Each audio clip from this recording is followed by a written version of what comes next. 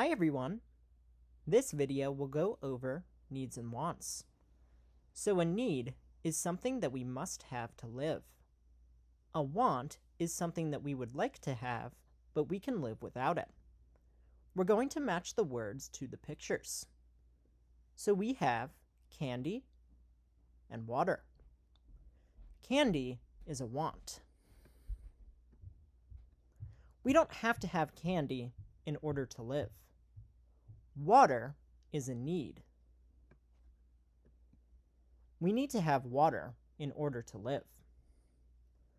Alright, so that is question number 1.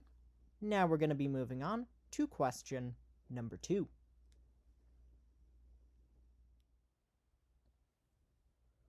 Alright, next up we have medicine and a swing. Medicine is a need. We need to have medicine in order to live. A swing is a want. We don't have to have a swing in order to live. Okay, so that is question number 2. Now we're going to be moving on to question number 3. Okay, next up we have a home and a piano. A home is a need. We need to have a home in order to live. A piano is a want. We don't have to have a piano in order to live. Alright, so that is question number 3. Now we're going to be moving on to the final question in this video, which is question number 4.